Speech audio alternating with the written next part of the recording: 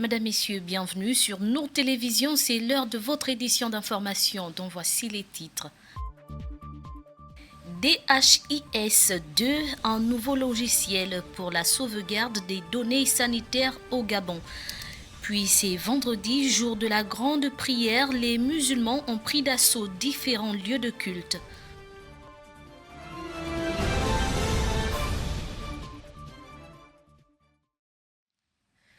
Nous ouvrons avec ces rencontres à la présidence de la République hier jeudi dans la volonté de dépassement des antagonismes apparus tout au long de la campagne référendaire entre les partisans du oui et ceux du non. Le président de la transition Brice Clotaire, Oligui Nguema, a reçu 5 figures du non au référendaire constitutionnel du 16 novembre dernier. Regardons cet élément. Avec les partisans du non, le chef de l'État Brice Clotaire Oligui Nguema échange sur le déroulement du référendum organisé le 16 novembre dernier et son issue.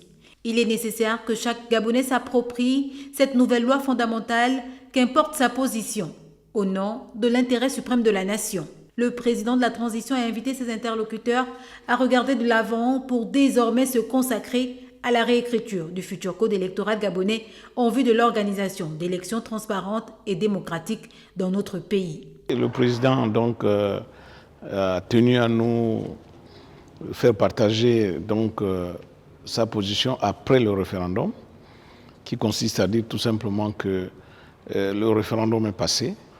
Ce n'était pas une affaire d'individus.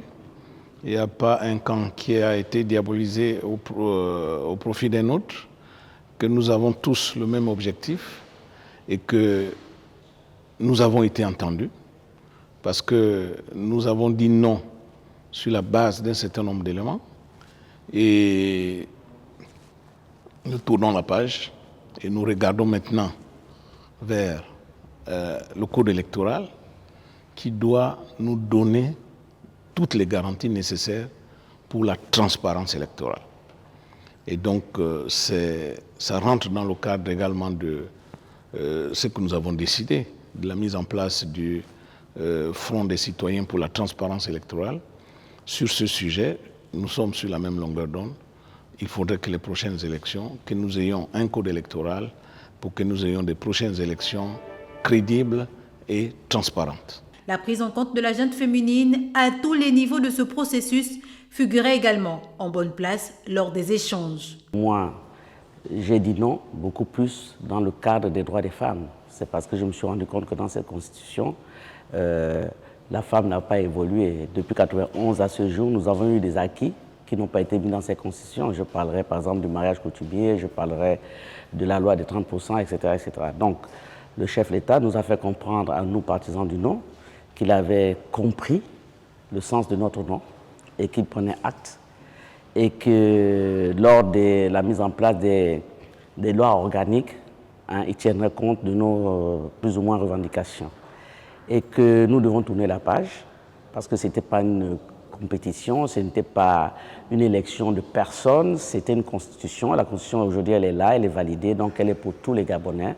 Ces échanges constructifs et bénéfiques pour le Gabon se sont achevés sous une note positive. Le professeur Albert Ondossa a lui également répondu à l'invitation du président de la transition Brice Clotaire Oligui Nguema axée sur le déroulement des futures échéances au Gabon, à savoir l'adoption du nouveau code électoral et l'organisation à venir de l'élection présidentielle. Regardons ce reportage de la communication présidentielle. Le professeur Albert Ondossa a lui aussi répondu par la positive à l'invitation du chef de l'État Brice Clotaire Oligui Nguema pour qui il convient de faire le point, sinon le bilan du processus référendaire organisé dans notre pays le 16 novembre dernier. L'adoption d'une nouvelle loi fondamentale qui s'inscrit dans la droite ligne des ambitions fixées par le CTRI le 30 août dernier, à savoir la restauration des institutions du pays afin que ces dernières soient fortes. Pour Brice Clotaire Oligui Nguema, les débats qui ont animé ce processus référendaire s'inscrivent véritablement dans l'idée de la construction, dans notre pays, d'une véritable démocratie.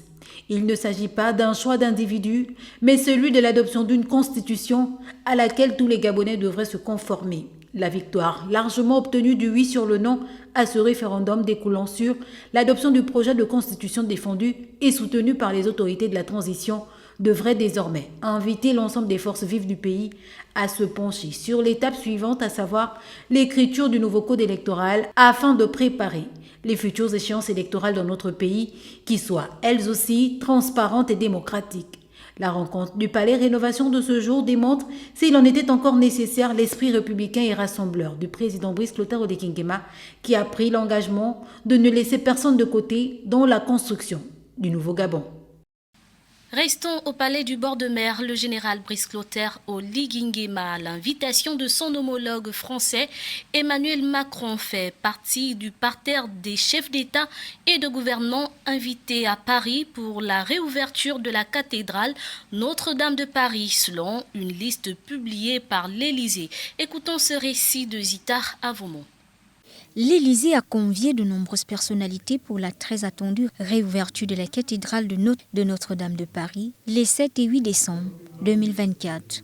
Inauguration à laquelle prendra part le président de la transition, le général de brigade Brice Clotaire Oligui Nguema, qui a répondu favorablement à l'invitation de l'Élysée, à en croire la liste officielle rendue publique par la présidence française. De même, chefs d'État, têtes couronnées, figures du monde catholique ont répondu présents pour assister à cet événement qualifié de fierté française par Emmanuel Macron. Côté africain, on retrouve notamment le président du Congo, Denis Sassou Nguesso, le président de la République démocratique du Congo, Félix Tshisekedi, ou encore le Togolais, Faure Gnassingbé.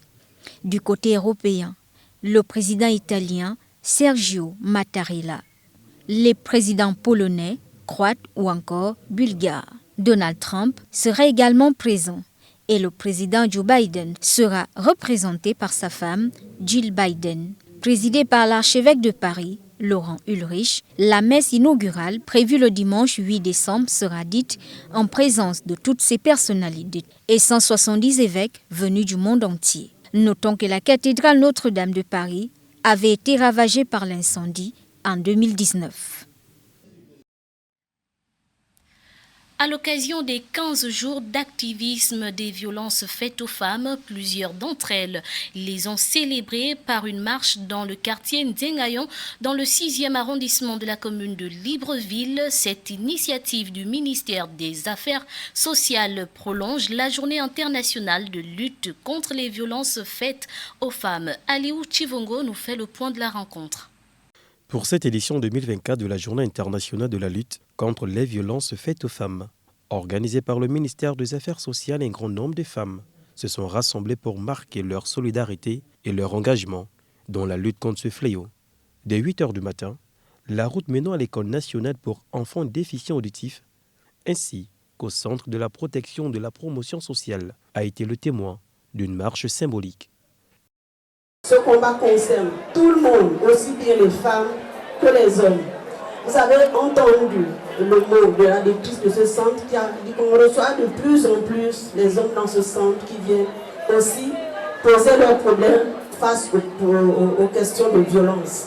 C'est l'occasion pour le ministère ici d'encourager tous les hommes à ne pas rester confinés dans les maisons, de se présenter dans nos structures pour poser leurs problèmes aussi bien que les femmes qui le font. Car les questions de violence sont des questions de tout le monde. Il est crucial de mettre en lumière le rôle fondamental que joue cette structure.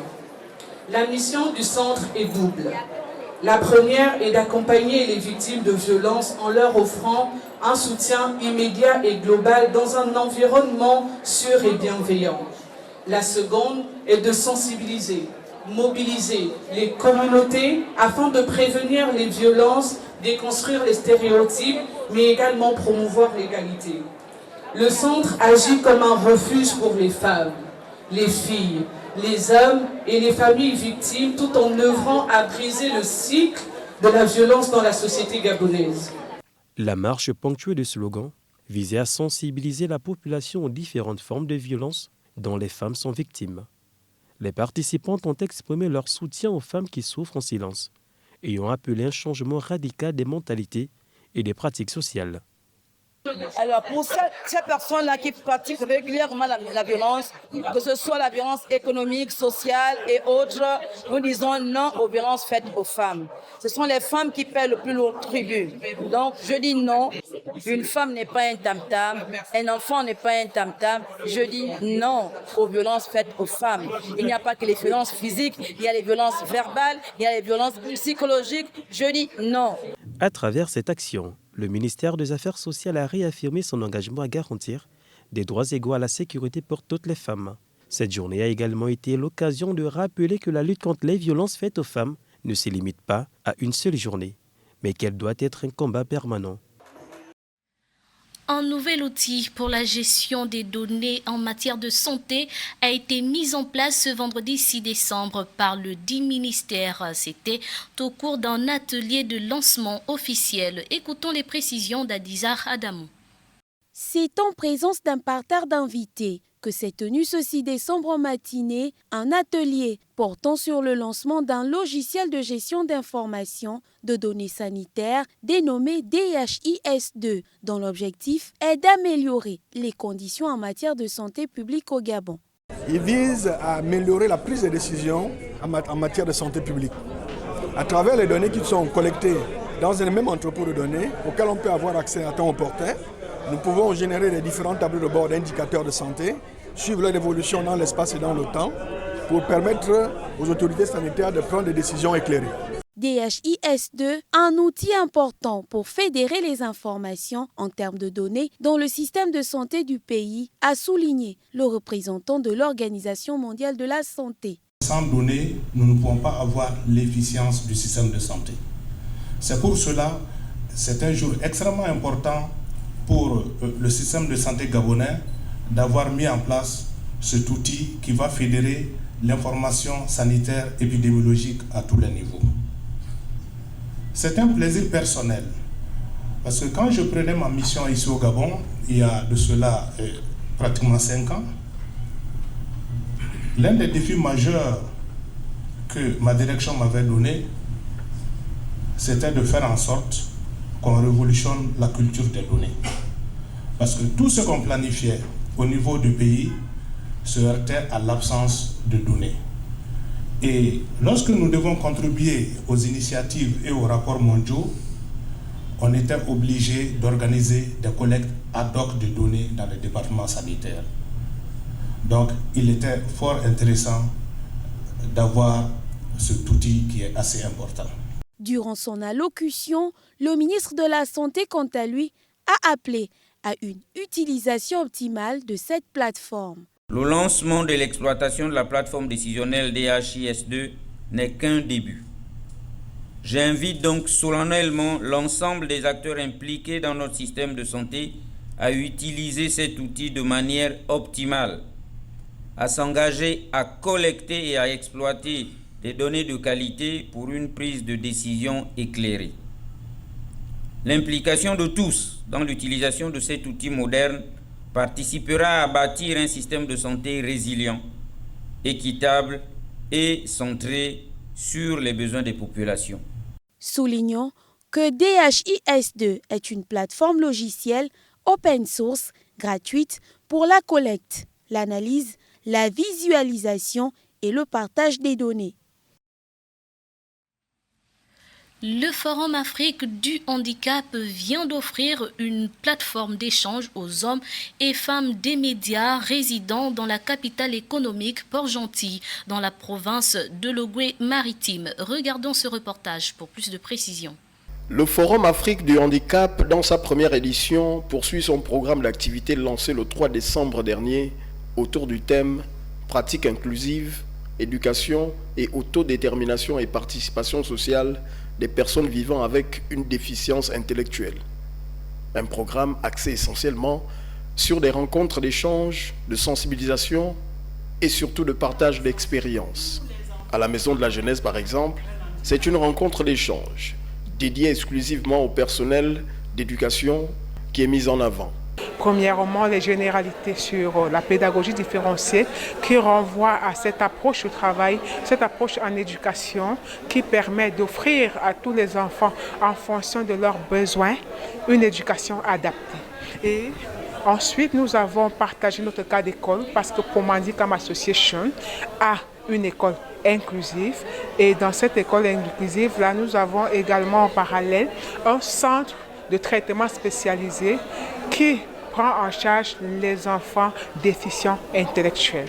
À la mairie du 2e arrondissement de la commune de Port-Gentil, ce sont les responsables des familles qui sont entretenus à la faveur d'une table ronde sur l'accompagnement des familles avec un enfant TDI. C'était déjà de faire comprendre aux familles qu'est-ce que le trouble du développement intellectuel. Aussi leur dire que les professionnels sont là pour les accompagner. C'est-à-dire qu'en tant que parent, en tant qu'oncle, grand-mère d'un enfant en situation de handicap, qu'est-ce qu'il faut faire? Comment faire pour accompagner cet enfant au quotidien? C'est d'abord à la maison que tout se passe, que tout commence. Connaître le diagnostic de ce que notre enfant a, communiquer avec le corps enseignant. Quant au centre hospitalier régional de Port-Gentil, c'est la spécialiste des troubles neurodéveloppementaux venue de France qui dévise avec le personnel médical et paramédical. Pour pouvoir partager des expériences avec les professionnels médicaux et puis paramédicaux de ce centre-là et puis d'ailleurs, et particulièrement concernant les troubles du développement intellectuel, comment on le diagnostique, comment on l'accompagne. Et puis voilà, on partage aussi ensemble sur comment on accompagne les parents avec l'annonce de ce diagnostic-là. Grâce au Forum Afrique du handicap, les populations gabonaises partant de la province de l'Ogooué-Maritime bénéficient de manière gracieuse des séances de formation et de sensibilisation en vue de rendre plus concret la pratique inclusive sur l'éducation et autodétermination et participation sociale des personnes vivant avec une déficience intellectuelle. Le Gabonais Grévis Ndon Ovono, jeune leader du 2e arrondissement de la commune de Libreville, vient de représenter le pays à Bruxelles, en Belgique, au Forum international du Grand Montana, dont la mission est d'offrir une plateforme aux jeunes leaders, acteurs politiques, femmes et membres de la société civile. Organisation internationale non gouvernementale fondée en 1986, le Forum Grand Montana a pour mission première de participer à la construction d'un monde meilleur à travers le renforcement de la coopération internationale, la promotion de la bonne gouvernance au moyen d'un cadre permanent d'échange entre acteurs politiques, gouvernants, membres de la société civile, les jeunes et les femmes. Pour la 36e session du Grand Montana qui s'est tenue à Bruxelles en Belgique où prenaient part 72 pays pour 600 participations, le Gabon a été valablement représenté par le jeune leader Grévis Ndon Ovono qui rentre au pays avec une distinction. Kennedy disait, ne vous demandez pas ce que l'État peut faire pour vous, mais ce que vous pouvez faire pour votre pays. La seule chose qui me caractérisait, ce n'était pas tant de recevoir de l'aide, même s'il fallait que je puisse avoir quelques espèces sonnantes et trébuchantes pour y aller, mais c'était simplement de participer au rayonnement de la jeunesse gabonaise à l'international. Alors je suis allé, j'ai reçu le prix Grand Montana News Leader et je me permets de dire de façon officielle sur cette belle chaîne qu'il y a de cela quelques jours, je viens d'être nommé ambassadeur jeunesse du Forum Grand Montana et référent Afrique centrale. Le nouvel ambassadeur de la jeunesse et référent Afrique centrale de la communauté mondiale des News Leaders dédie son prix au président de la transition chef de l'État, le général de brigade Brice Clotaire Oligui Nguema. Une distinction bien évidemment de plus, je ne dirais pas de trop, que je dédie au président de la République, chef de l'État, Brice Clotaire Oligui Nguema, au nom de cette jeunesse gabonaise qui n'a jamais attendu d'être aux affaires pour servir. Au nom de cette jeunesse de cocotiers, de Kingele, d'Achibinchos, d'Aveya, de Peka qui se bat jour et nuit pour que le nom Gabon puisse être rédigé en lettres d'or dans l'agenda des nations. Le nouveau vent impulsé par le Comité pour la transition et la restauration des institutions CETERI a permis à la jeunesse gabonaise de s'affirmer sur le plan national et international dans plusieurs domaines de compétences. De retour en Côte d'Ivoire, où il a effectué une mission d'échange d'expériences et de bonnes pratiques en matière de planification et de prospective, le vice-premier ministre gabonais, ministre de la planification et de la prospective, le professeur Alexandre Barraud-Chambrier, s'est félicité de son B2B avec son homologue ivoirien Nialé Kaba, selon la communication gouvernementale du 2 au 5 décembre courant. Au cours des échanges, les deux personnalités ont passé en revue l'organisation administrative en matière de planification et de prospective de ce pays qui s'est distingué au cours des dernières années par des taux de croissance significatifs ayant un impact réel sur la réduction de la pauvreté. Parlons à présent de religion dans cette édition d'information. À la mosquée Hassan II de Libreville, l'imam Tidjani Babagana a entretenu les fidèles sur la confiance en Allah au regard du comportement de certains musulmans dans la communauté. C'était en présence d'Adiza Adamou et Hadj Isiak Fafoumi. Au vu du comportement de certains musulmans dans la communauté, ce vendredi à la mosquée Hassan II, c'est sur la thématique de la confiance que Tidjani Babagana a axé le sermon de ce Jumma. Nous allons parler aujourd'hui d'un sujet important qui est Al-Amana. Al-Amana, c'est le dépôt. Lorsque quelqu'un vous fait confiance, vous devez de lui montrer aussi également cette confiance respectée. Elle doit être réciproque. Al-Amana. Lorsque quelqu'un vous confie un dépôt, vous devez garder ce dépôt jusqu'à ce qu'il revienne récupérer son dépôt. Lorsque quelqu'un vient vers vous parce qu'il vous fait confiance, il vous confie son intimité, son secret, et que vous, derrière cela, vous divulguez son secret. D'ailleurs, vous allez violer à cette confiance. Lorsque toi, en tant que commerçant, tu fais ton commerce, et le client, celui qui vient acheter tes articles, tu le trompes dans l'article que tu vends, alors tu as ici rompu ce amana. Peu importe la personne qui est en face de vous, vous pouvez être bon avec le client musulman et ne pas être bon avec le client non musulman. C'est la même chose. C'est une créature d'Allah subhanahu qui vient vers vous et se confie à vous. Donc, vous faites confiance. C'est pourquoi Allah subhanahu était clair. Inna Allah ya'murakum. Allah vous ordonne. Il vous donne injonction. An tu'addil amanat ila ahli. Il vous donne injonction de remettre à qui de droit son droit. Autrement dit, on ne donne pas une responsabilité à quelqu'un qui ne le mérite pas. Parce que nous sommes la meilleure des communautés, l'islam nous inculque des bonnes valeurs, a souligné l'imam avant de convier à la Salat Jumma. Écoutons à présent les réactions des fidèles suite à ce sermon de l'imam Tidjani Babagana. Le football d'aujourd'hui est très important parce qu'il parle de confiance. Aujourd'hui, dans nos familles et dans nos foyers, dans le lieu de travail, il n'y a plus de confiance entre nous les musulmans. Nous manquons trop de ce qui est important, la confiance. Parce que la plupart, on a des gens qui se décèdent aujourd'hui.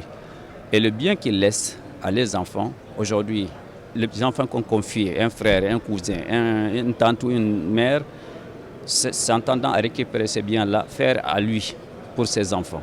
Et ce qui n'est pas normal.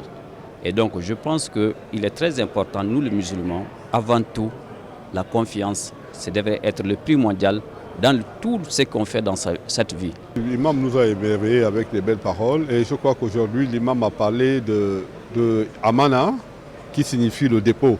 C'est-à-dire que les personnes à qui on doit confier des choses.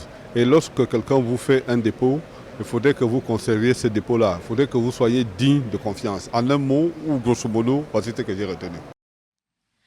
À la mosquée Sabikine de Nzengayon, l'imam Mohamed Yacoub Kamara a évoqué un sujet d'une importance capitale, le péché et ses conséquences dans la vie du croyant musulman. Aliou Chivongo nous en dit plus dans ce reportage. Le sermon de ce jour a porté sur un enseignement spirituel important, donné par l'imam Mohamed Yacoub Kamara à la mosquée Sabikine, située dans le quartier de Nzengayong. Ce vendredi, l'imam a abordé un sujet crucial pour les musulmans, le péché et ses conséquences.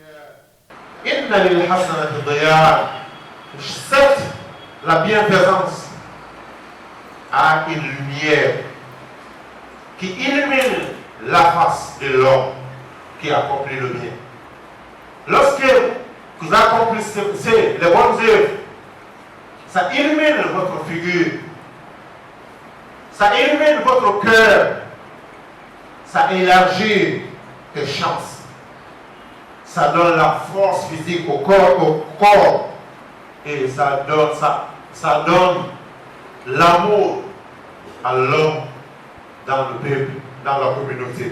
Ça, tu deviens aimé à cause de tes bonnes œuvres que tu es en train d'accomplir. Dans son discours, l'imam a expliqué que le péché est une transgression des commandements d'Allah et qu'il a des répercussions non seulement sur la relation de l'individu avec Dieu, mais aussi sur sa propre vie et celle de la communauté. Les mauvaises œuvres ne font que noircir la figure de l'homme. À chaque fois que tu commets les péchés, cette lumière de la figure diminue. Tu vas continuer jusqu'à ce que tu perds tout. Tu perds tout. Cette lumière dans la figure, que lorsque chacun qui est croyant, qui est observant, voit seulement, c'est que cette personne est quelqu'un de bonne foi, est quelqu'un de bien. Cette lumière, à chaque fois que tu commets le péché, diminue et tu continueras jusqu'à ce que ça part complètement. Toute personne qui te voit, sait que tu es un criminel. Et les péchés font noircir également le cœur. Il a de même encouragé les frères et les sœurs à se repentir et à chercher constamment à se purifier en suivant le chemin de la droiture tracé par le prophète Mohammed. Que la paix et la bénédiction d'Allah soient sur lui. Il a également rappelé l'importance de la sincérité dans les actes de foi, soulignant que l'humilité, la prière régulière et l'accomplissement des bonnes actions permettent de se rapprocher d'Allah et de se protéger contre les tentations du péché. En sport, nous parlons de la 3e journée du championnat national de football qui s'ouvre ce week-end. Les stades de Koulamoutou, Bitam et Libreville seront les principales attractions avec des affiches qui vont mériter le déplacement au regard de la hauteur des différents enjeux. Adiza Adamou et Djibril Ouagna pour le reportage. Ce but inscrit sur penalty à la 2e période au stade Beba portant les griffes de EOO Springer dans le derby des Logovéens désormais appelé Logico, propulsé Bouenguidi Sport au sommet du classement après la 2e journée. Les Koulois reçoivent ce week-end au stade Tatamigolais de Koulamoutou le centre de formation Mounana, désormais stable après le forfait concédé à la première journée et un match nul prometteur face au football Canon 105 le week-end dernier. Ces canonniers qui seront au révélateur de Mangasport au stade Idriss Ngari d'Ovando. C'était un match de haut niveau, c'était un match de 2 équipes sœurs. Chaque équipe voulait gagner, mais la couverture a été un peu plus de notre côté. Nous l'avons gagné d'1-0. Félicitations pour mes gars. Nous devons grignoter les points à chaque match. Ce que pour nous, la défaite, ce serait un match nul. Autrement dit, chercher à gagner tous les matchs qui sont devant nous. On connaît nos potentiels, on sait que être parmi les 4-5 premiers, c'est quelque chose de formidable.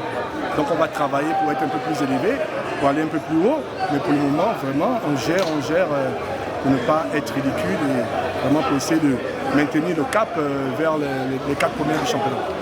Lambaréné Athletic Club qui revient dans la course après sa victoire 3-0 face au centre sportif de Bendié tentera de confirmer au stade Jean Koumou face à Lonzo Sport, toujours à la recherche de son premier succès. Duel au mental à Bitam entre l'Union sportive locale et les policiers de Vautour Club. L'affiche du week-end opposera 2 anciens champions au stade Monédan de Sibon. Le centre Mbéry sportif recevra le stade Mandji. C'est un grand soulagement, d'autant plus que cette équipe elle a été décimée au moins à 85% de son effectif. Et donc on commence à trouver des automatismes et en travaillant plus, je pense qu'on aura un bon effectif. On envisage d'avoir nos 6 points à la maison, ça c'est clair et net. Et donc nous travaillons dur pour ça. Cette troisième journée aux enjeux importants pourrait avoir des changements considérables au classement. Ce fut un plaisir de vous informer tout au long de cette semaine. Restez câblés sur les antennes de Nour Télévision et à très bientôt.